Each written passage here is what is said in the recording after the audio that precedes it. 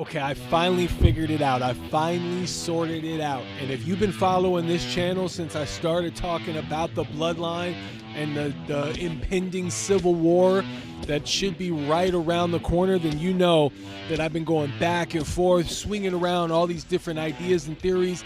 Nothing that I would consider concrete, but just a couple of ideas that have been floating around in my head about where I feel like this program is going and where it's gonna end up. And I think I finally figured it out. And stick around, because you're gonna want to hear this. I don't think anybody has a theory like this, and I think it's solid. I don't know, I'm close to saying that this is a solid take I got right now, the hottest of the hot takes. Are you ready? Let's talk about it.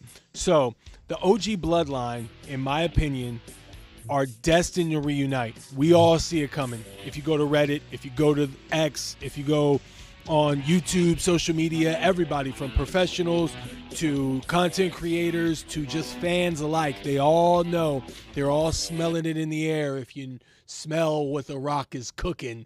Shut up, bitch!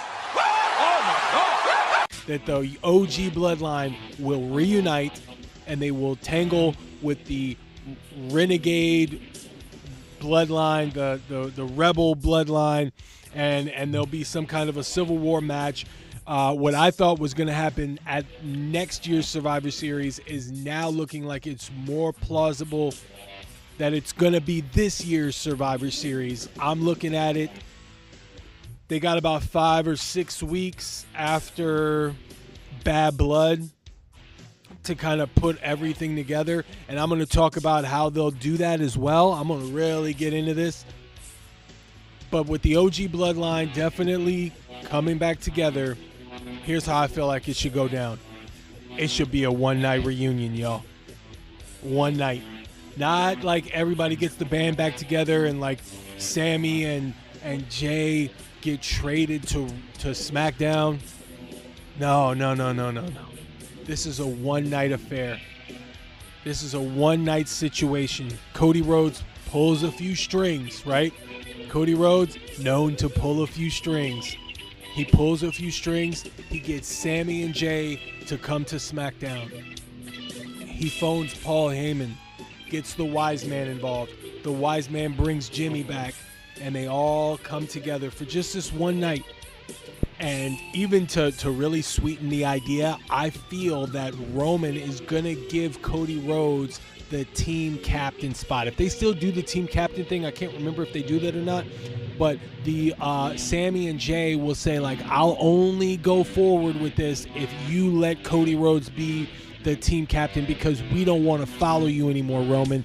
And then Roman goes, he's not taking that spot.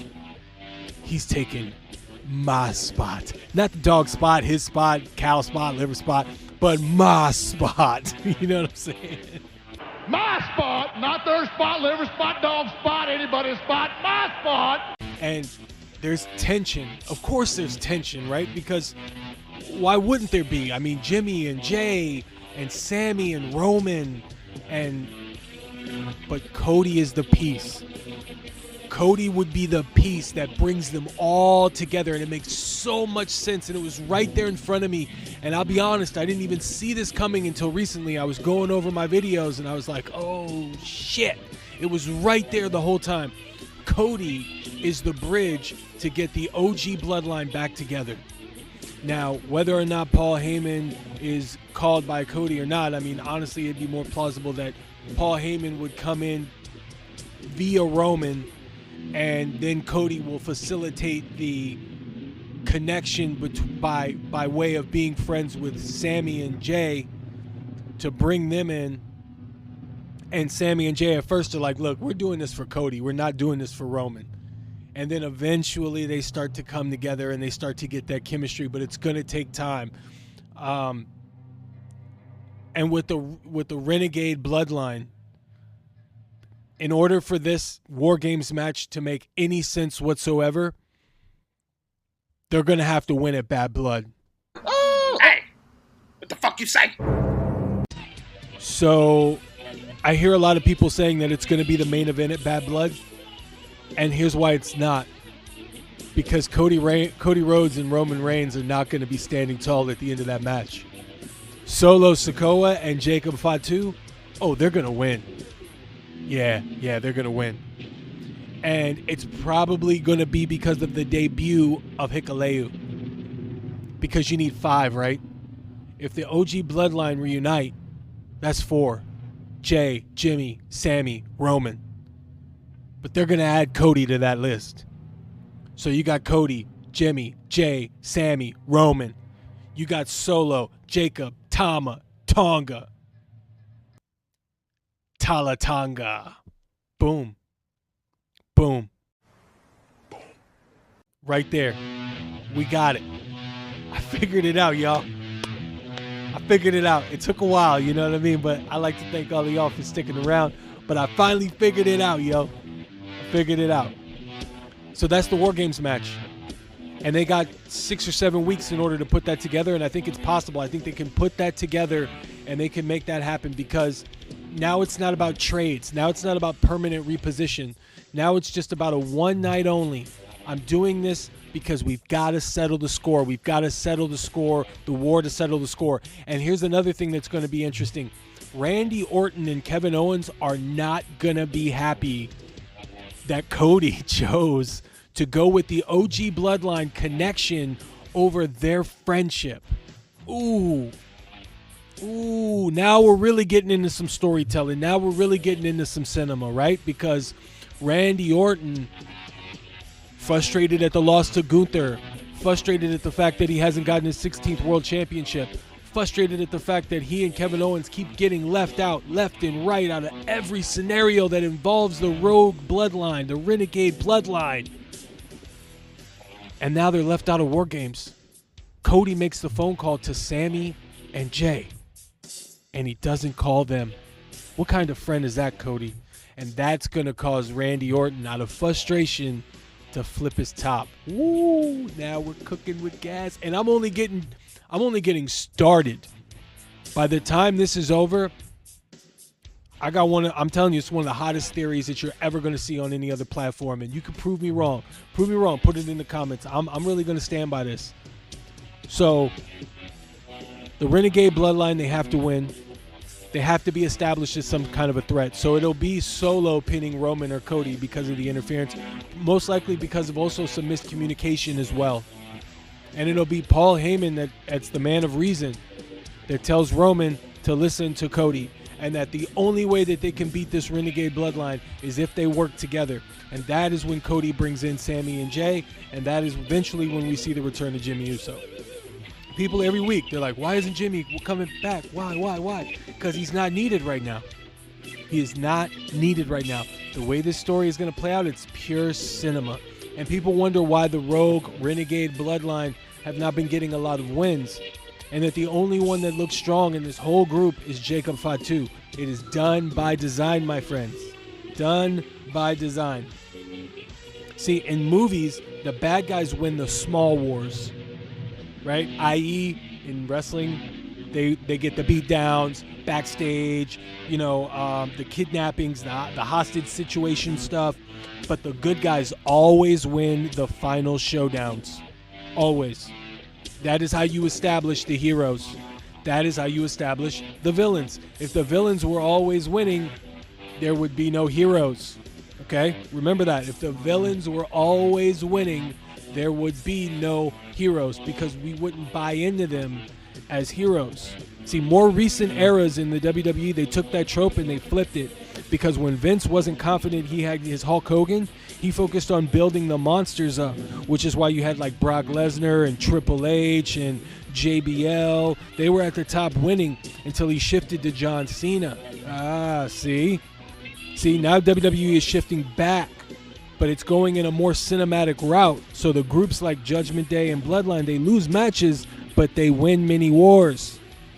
See, nothing's new about this really. It's rather old school, but it seems fresh because it hasn't been used in a while, is all I'm saying. See, people that clamor for Solo to win matches, like myself, I do too. I mean, just like even some enhancement matches or something, right?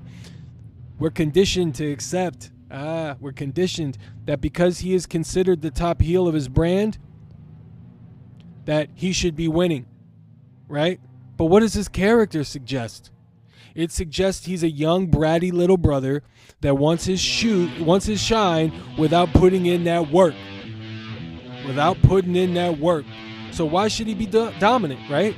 He gets by being around assassins that believe in him when maybe, just maybe, he might not even believe in himself. See that? Maybe, just maybe, right? So that's where we stand right there, right? That's where we stand. I believe that at War Games, obviously the OG Bloodline and Cody Rhodes, they win that war. But that is when Solo, in retreating, he takes that Ula Fala and he gives it to the final boss. He gives the Ula Fala to The Rock. Everybody get a weapon! So just when Roman thinks that he's won the war, literally, War Games, right? He assembled his Voltron. He assembled his Avengers. He assembled his Justice League. He put all differences aside for one night, well, 2 nights technically because of the tag match, with Cody Rhodes, and he reassembled his original bloodline. They all came together for one more night, and he wins. But while Solo Sikoa is retreating, he hands the Ula Fala to The Rock. And who is pissed off more than ever for that? Jacob Fatu. Because I love you. You're my tribal chief. And then he looks at The Rock. Woo! Cinema. And The Rock now is a part of this storyline going forward. The only thing that I wonder about this is, like, this is the program that needs to be on Raw. And I don't know how they get this to Raw, because this is a program that is tailor-made for Netflix. In this Netflix era where they're taking off the straps, they're taking off the restriction, and they're allowing themselves to do whatever they want. In this era, this program of all programs needs to be the centerpiece. It just needs to be. And it's no offense to the USA Network, no offense to SmackZone or SmackDown or whatever they're calling it. Like, no offense to them at all. Like, this is where The Rock needs to be. This is it. And this program needs to be on Raw. And I don't understand how they'll be able to do that. I don't think it's even possible until after WrestleMania.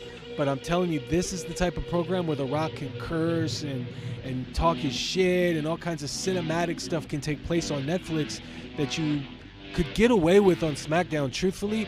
But it deserves to have that freedom. It deserves to have that space to breathe on Netflix. So that's my 2 cents. That's my theory. That's how I think that things should play out.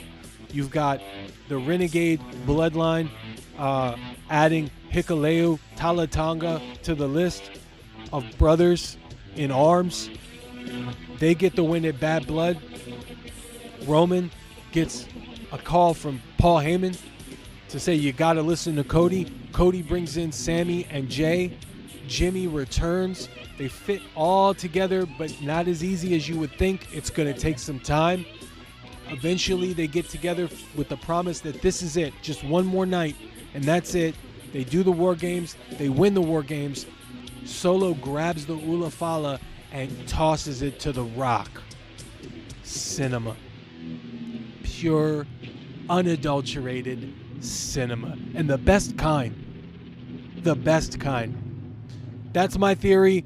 You guys let me know what you guys think in the comments. Does that sound like a good idea? It's complete Mark fantasy booking, I know, but it could work. And to me, I think that would be kind of badass. I'd watch that shit. I don't know about you guys, but I won't know until you let me know. And that's in the comments. Let me know in the comments. Thumbs up on the way out, and make sure you hit the notifications, because you never know when I'm going to be dropping another one of these opinion pieces where I can become, I don't know, clairvoyant or something. You never know. You never know. I'm getting closer and closer to getting on top of these things, and I'm way on the outside. I'm like behind the fans. I'm way, way in the back. But let me know what you guys think. And as always, stay tuned for more.